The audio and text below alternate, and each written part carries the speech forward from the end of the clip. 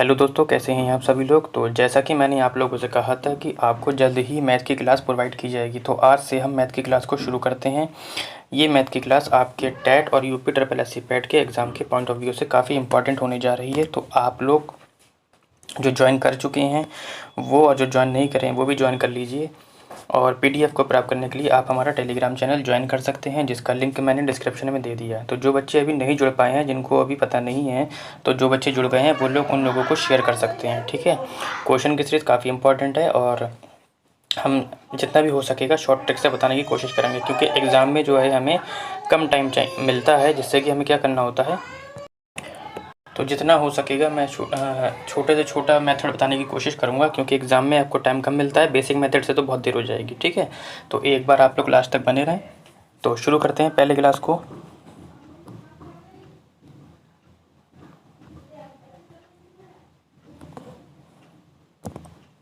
ठीक है, तो पहला क्वेश्चन आपका बहुत ही प्यारा क्वेश्चन है। कहता है कि जब तक मैं आपको बता रहा हूँ, आप लोग पॉज करके इन क्वेश्चन को करिए। ऐसा नहीं कि आप मेरी पूरी क्लास को देख रहे हैं, नहीं, ऐसा नहीं करना है।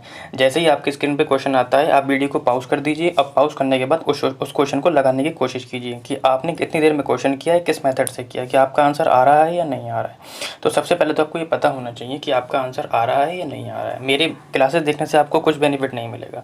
आपको सिर्फ ये करना है कि पॉज करना है, क्वेश्चन को लगाना है। उसके बाद अगर आपका आंसर नहीं आता है, तब मेरा आपको मेथड देखना है करने का, ठीक है।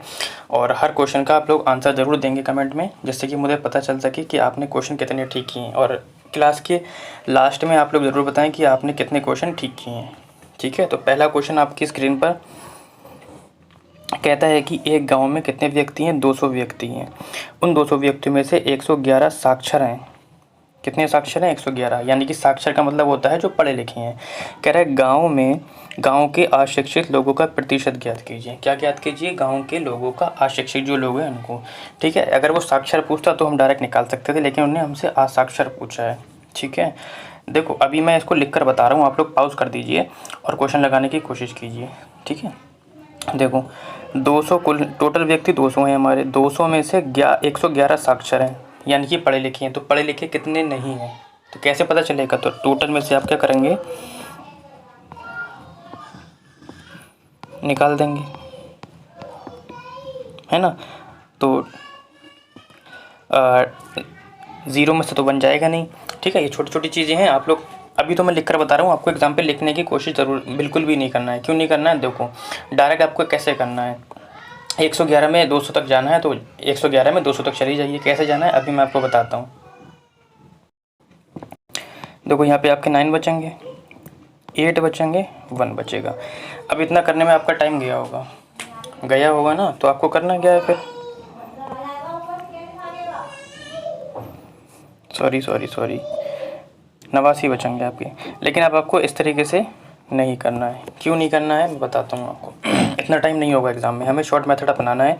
सारी कैलकुलेशन माइंड में करनी है। कैसे करनी है? 200 में से 111 साक्षर हैं, यानी कि कितने साक्षर नहीं हैं, ठीक है। तो हमें 111 से 200 तक पहुँचना है। 111 में 9 को ऐड करोगे कितने हो जाएंगे? 120 हो जाएंगे। 9 ऐड करें ना, 120 हो गए। 200 तक पहुँचने के लिए 80 चाहिए, कितने हो गए? 89 हो गए। तो 89% निकालना है टोटल में से, 200 में से, और इस तरीके से ऐसे करना है आपको। इसका इस्तेमाल नहीं करना बेटा, बहुत देर हो जाएगी एग्जाम में ऐसे करने में, ठीक। समझ रहे हैं मैं क्या करना चाह रहा हूँ? 200 में से 111 पढ़े लिखे थे, तो कितने पढ़े लिखे नहीं थे? 111 में 20 तक जाओगे तो 9 ऐड करोगे, 20 से 200 तक जाओगे 80 ऐड करोगे, 89 होगा ना। 89 का परसेंटेज निकालना है 200 की वैल्यू में। 100 से 2 बार में काटोगे, 2 4 ज़ा, यानी कि 2 चौक 8, फिर 2 चौक 8, पॉइंट बचा, 0 लगाया, 10 हो गए, और 2 पंजे 10, यानी कि 44.5% ऑप्शन आपका कहाँ हो जाएगा? बी में हो जाएगा, ठीक है। अभी मेरे बताने में टाइम लगा होगा, लेकिन जब आप लोग करेंगे तो टाइम नहीं लगेगा, ठीक है। इस चीज़ को अवॉइड करना है आपको, ओके। आगे बढ़ते हैं क्वेश्चन नंबर हम दूसरे की ओर। ये भी बहुत प्यारा क्वेश्चन है।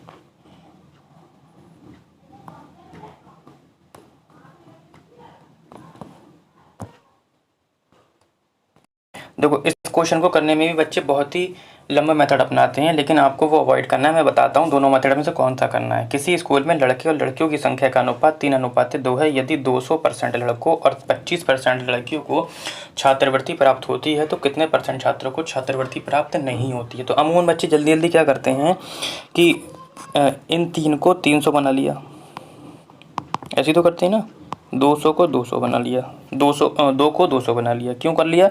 क्योंकि इससे करने से क्या होता है कि क्वेश्चन थोड़ा इजी हो जाता है। अगर मैं 3 से 20% निकालूंगा तो पॉइंट में आंसर आएगा, पॉइंट की वजह से कैलकुलेशन बहुत ही हाई हो जाएगी। अब बच्चे क्या करते हैं कि 300 का 20% निकालते हैं, ठीक है, कितना हो जाएगा, 3 दूनी 6, 60, ठीक। फिर 200 का आपका निकालते हैं 20%, 2 दूनी 4, 40, ठीक। यानी कि 300 में से 60 लोग हमारे छात्रवृत्ति प्राप्त कर चुके हैं, तो कितने लोग प्राप्त नहीं कर चुके हैं, 240। इसी तरीके से 200 में से 40 लोग प्राप्त कर चुके हैं, तो 160।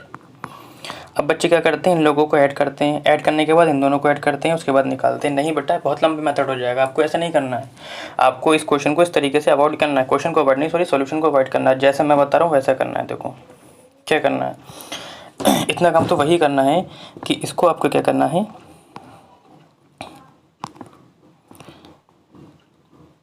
ठीक, 100 से दोनों में मल्टीप्लाई कर दो। क्यों करो? क्योंकि अगर आप इससे काटोगे तो कोई फ़र्क नहीं पड़ेगा।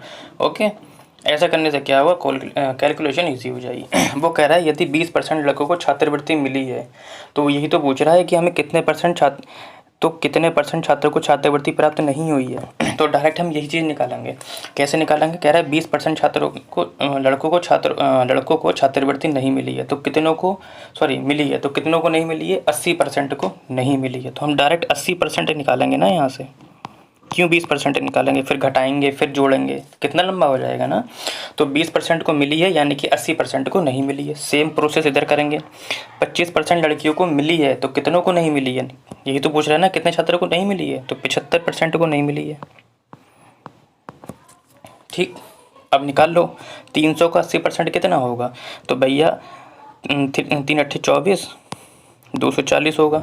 इसी तरीके से 75 दूनी 150, ठीक, इतना हो गया क्लियर। इन दोनों को आप जोड़ दीजिए, क्योंकि टोटल का पूछ रहा है ना, कितने परसेंट छात्रों को नहीं मिली है, तो जोड़ दीजिए आप, कितना हो जाएगा, ये आपका है 0, ठीक है, ये भी आपका है 0। तो इसको सॉल्व करते हैं यहाँ पर, ठीक। तो आपका हो गया ये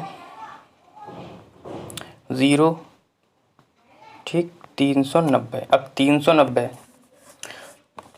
परसेंटेज निकालना है हमें। 3 यानी कि 390 बच्चे ऐसे हैं जिनको छात्रवृत्ति नहीं मिली है। अब 300 बच्चे का हमें परसेंटेज निकालना है 390 का। तो टोटल कितने हैं हमारे, 500। 500 कहाँ से आए बेटा, इन दोनों को जोड़ा मैंने, तो कितने आ गए, 500 आ गए, ठीक।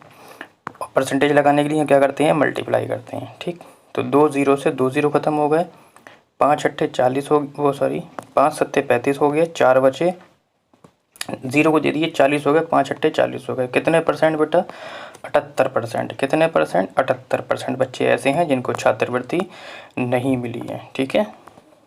तो इस तरीके से क्वेश्चन को लगाना है बेटा, लंबे वाले मेथड से लगाओगे तो सुबह हो जाएगी पेपर करते करते, दूसरा वाला आगे पहुंच जाएगा तुमसे, ठीक। अब इस क्वेश्चन को बच्चों जो लगाते हैं तो बहुत लंबे मेथड से लगाते हैं कि दो संख्याओं का योग 10 है, जब आपस में बदल दिया जाता है तो लोग ऐसे करके लगाते हैं, x + y, फिर 10x, इस तरीके से, फिर इनको पलट दिया जाता है इस तरीके से। तो नहीं करना है इस तरीके से, बहुत लंबा हो जाएगा। इसको हम किससे करेंगे, ऑप्शन मेथड से करेंगे। किससे करेंगे, ऑप्शन से करेंगे। इस टाइप के जितने भी बेटा क्वेश्चन होंगे आपको ऑप्शन से ही करना है। कैसे करना है मैं बताता हूँ, जो वो कह रहा है सिंपल से ही करना है।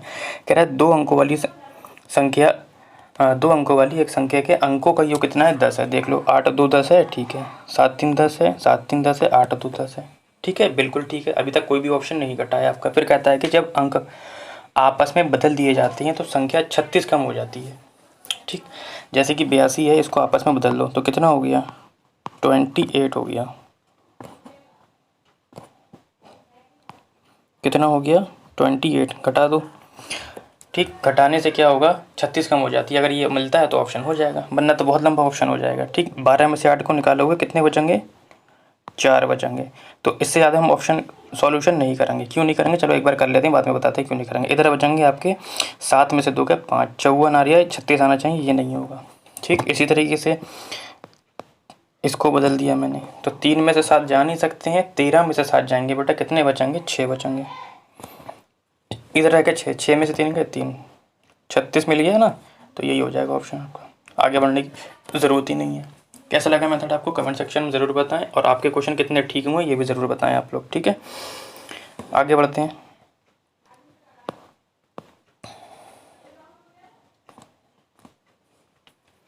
क्वेश्चन नंबर 4 की ओर कहता है निम्नलिखित में से सबसे बड़ी भिन्न को ज्ञात कीजिए। ठीक, सबसे बड़ी भिन्न ज्ञात करने के लिए क्या करेंगे देखते हैं। इसको हम कई तरीके से कर सकते हैं बेटा। जैसे मैं लिख लेता हूँ 5/6, 6/11, 2/3, 8/9 और 6/7। ठीक, अब या तो आप सबका एलसीएम ले लेके बराबर कर लीजिए, या आप डेसिमल वाले मेथड से इसे करेंगे। अब डेसिमल वाले मेथड से इसे कैसे करेंगे ये देख लेते हैं। देखो, इस तरीके के क्वेश्चन को हम करने के लिए क्या करेंगे, हम डेसिमल वाले मेथड अपनाएंगे। ठीक है, तो थोड़ी सी मुझे स्पेस चाहिए, इसलिए मैं थोड़ा इसे बड़ा कर लेता हूँ। ठीक, अब हम क्वेश्चन को शुरू करते हैं। सबसे पहले है हमारा 5/6। ठीक, देखो 0 लगाऊंगा, पॉइंट लगाऊंगा, यहाँ पे एक 0 बढ़ जाएगा। ये तो आप सभी लोग को पता होगा क्यों करा मैंने ऐसा। ठीक है, क्योंकि 6 से हम 5 को डिवाइड, वो 5 को हम 6 से डिवाइड नहीं कर सकते।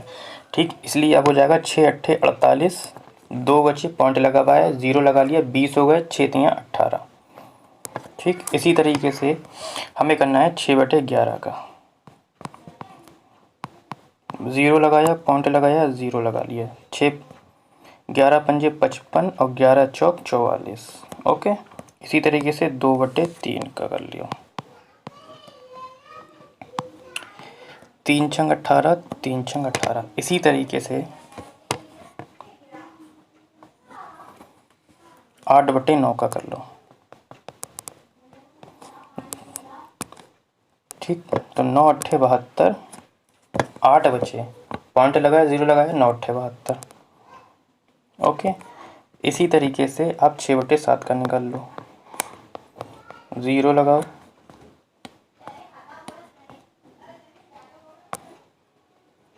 ठीक, तो 7 8 56, 4 बचे और 7 पंजे 35। ठीक, अब यहाँ से आप अंदाज़ा लगा लीजिए छोटा पूछा है बड़ा पूछा है। ठीक है, देखो पहले पॉइंट पे 8 5 6 8 8, सबसे छोटा हो गया हमारा ये, एक नंबर इस पे लिख दो। दूसरा नंबर हो गया ये। अब तीनों में 8 8 है, इसके बाद 3 है, 8 है, 5 है, यानी कि ये सबसे छोटा हो गया। 3 लिख दो इस पे 4 लिख दो, इस पे 5 लिख दो। यानी कि अगर सबसे छोटा पूछेगा तो 6/11 हो जाएगा, और सबसे बड़ा पूछेगा तो आपका 8/9 हो जाएगा। ठीक है, इस मेथड से आपको करना है। ओके, तो फिलहाल हमारा ऑप्शन हो जाएगा 6/11। सबसे बड़ी पूछी है, सॉरी, तो सबसे बड़ी पूछी है, तो हमारा सबसे बड़ा क्या ऑप्शन था, सबसे बड़ा था हमारा 8/9 था। ठीक है, 8/9। ठीक, कैसा लगा आपको ज़रूर बताएं ये मेथड।